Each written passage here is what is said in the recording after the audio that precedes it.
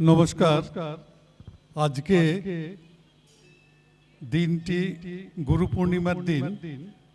আমরা এখানে সমবেত হয়েছি আরেকটি বিশেষ কারণে, সেটা হচ্ছে যে ঠাকুর শ্রী রামকৃষ্ণ দেবের এই পুণ্যস্থান আমাদের শ্যামসুন্দর মন্দিরে এসেছিলেন তার 152তম বর্ষ।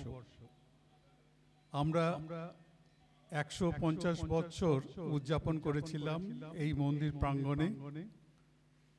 আজকে 152 বছর পূর্ণ দিনটি স্মরণ করে এখানে আমরা সমবেত হয়েছি। এখানে যে ভক্তজন রয়েছেন, আমাদের মধ্যে রয়েছেন আমাদের ঠাকুর শ্রী রামকৃষ্ণ যাদব কিশোর গোস্বামী, যিনি ছিলেন ঠাকুরকে নিয়ে আসার মাধ্যম।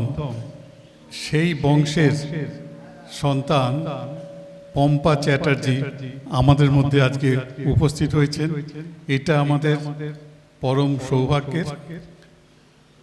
আর আজকের এই অনুষ্ঠানটি এইখানে এই মন্দির কর্তৃপক্ষ আমাদের করতে সম্মতি দিয়েছেন, গৌরদা এবং সমগ্র মন্দির কর্তৃপক্ষকে আমরা ধন্যবাদ জানাই। আমাদের মধ্যে এখন উপস্থিত হয়েছেন শ্রীমতী ইন্দ্রাণী, প্রফেসর ইন্দ্রাণী মুখার্জি।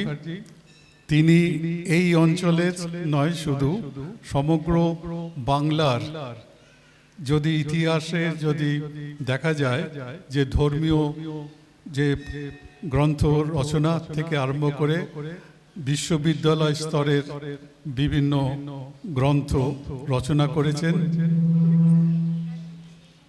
তিনিও আজকে আমাদের মধ্যে এসেছেন।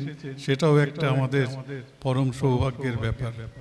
এছাড়াও উপস্থিত রয়েছেন আমাদের এখানকার মলয় গাঙ্গুলি, এসেছেন পার্থ নাগ, এসেছেন রাজা, এসেছেন আমাদের বর্ষীয় দাদা তপন শেঠ, বৈদ্যনাথ শেঠ, রাহুল শেঠ।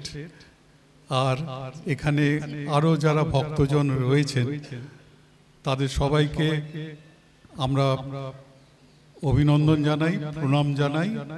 এবং আজকে আমাদের এখানে উপস্থিত হওয়ার কথা, উনি রাস্তায় রয়েছেন, রহরা রামকৃষ্ণ মিশনের স্বামী মুরলীধরানন্দ। একটু যাতায়াতের অসুবিধার জন্য, রেল লাইনের অসুবিধার জন্য ওনার দেরি হচ্ছে। তো ওনার সঙ্গে আমি একটু আগেই কথা বললাম, উনি সম্মতি দিয়েছেন যে এই অনুষ্ঠানটি শুরু করে দেওয়ার জন্য। কারণ 7টার পরে আর এই অনুষ্ঠান করা যাবে না, কারণ মন্দিরে আরতির সময় হয়ে এসেছে। আমি এই পুণ্য দিনে শ্রীমতী শ্যামলী শেঠের, যারাকে তারা বলেই সবাই জানে, তাকে অনুরোধ করব একটি সঙ্গীত পরিবেশনের মাধ্যমে আজকের আমাদের এই অনুষ্ঠানটি সূচনা করার জন্য।